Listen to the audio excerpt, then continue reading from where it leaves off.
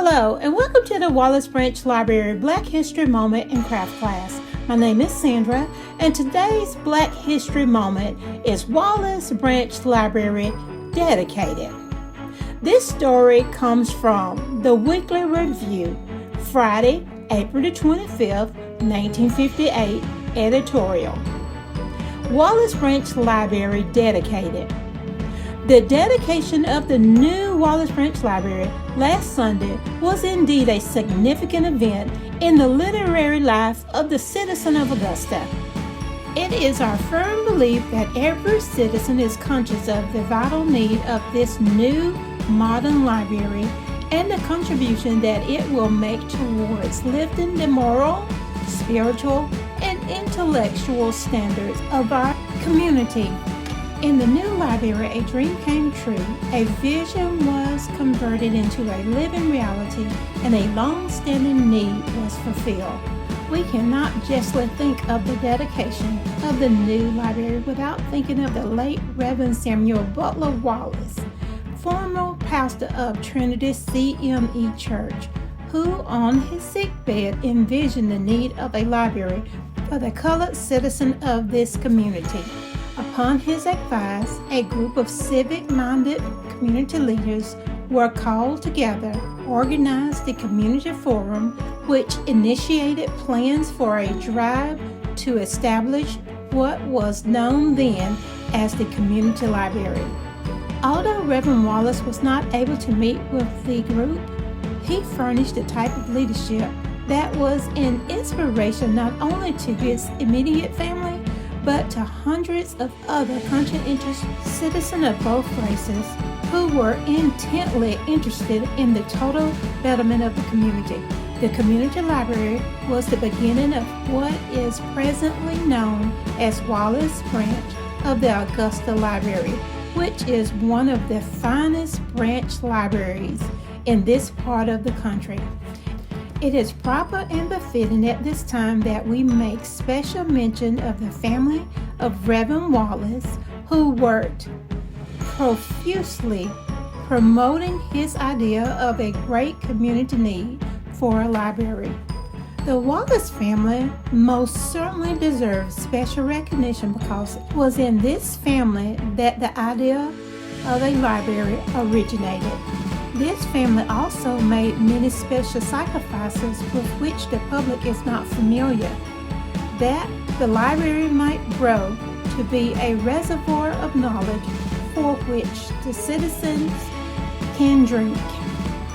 Hundreds of other citizens, as well as churches, civics group, and city officials worked hand in hand to get the library on its feet. Time and space will not permit us to name all of the citizens who helped in the collection of books and who also made personal contribution towards the establishment of the library. The review on this occasion wishes to salute all of those citizens, both deceased and living, who humbly played a conspicuous part in fulfilling the need of a library for this community. Two, it is our hope that a history of the library will be carefully compiled and published so that many citizens will know something about its origin. The Wallace Branch Library is concrete evidence of what can be accomplished when people of a community work together to accomplish anything. Hello, and welcome to Wallace Branch Library Black History Craft Class. Today we're going to do a photo cube.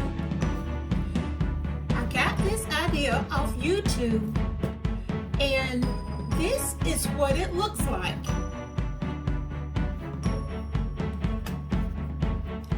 We're going to do Wallace Branch Library photo cube.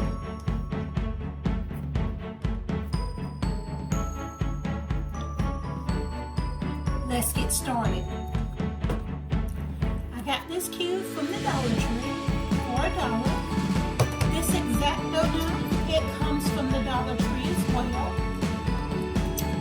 This paintbrush, you can get paintbrushes from the Dollar Tree, pencils.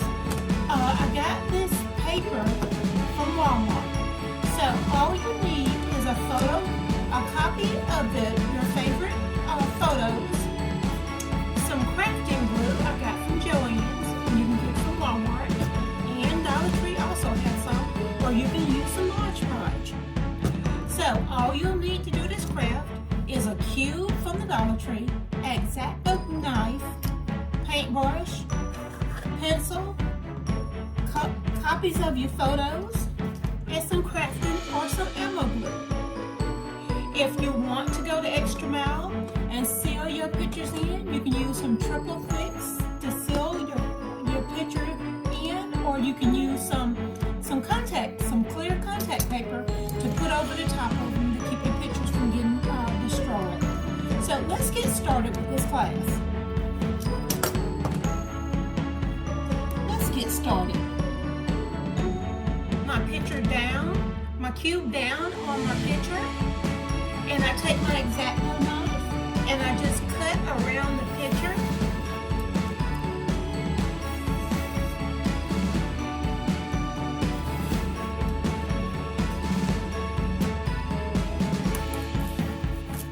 Make sure you have something under your table, because you can destroy your table with the exacto knife.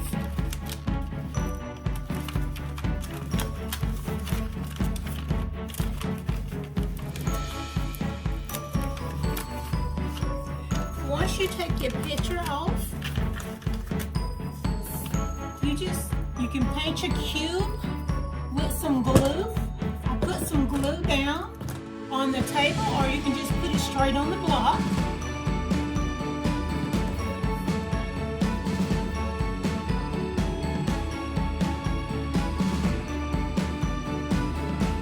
You can take the paintbrush and just brush the glue onto your block surface.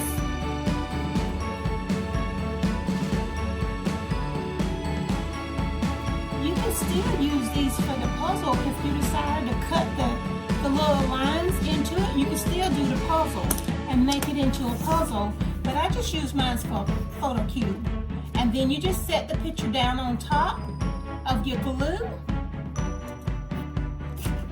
and just smooth it out.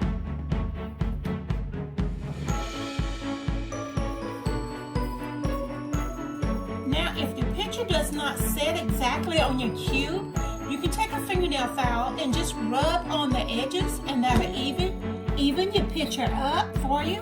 But mine's always just usually be point on, because I take my exacto knife and go around the edges on my sheet, and so it usually come out just perfect for me. And this is what my picture looked like. Now you can do the same for all of yours. But like I say, if you have that extra edge down here, you can take a fingernail file, and just kind of file it on the edge, and that'll smooth those edges out for you.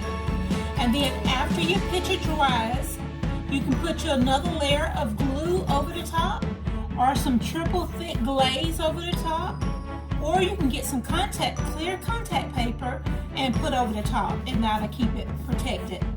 And that way your cube picture will last a little bit longer. I hope you enjoy your photo cube. Have a great day.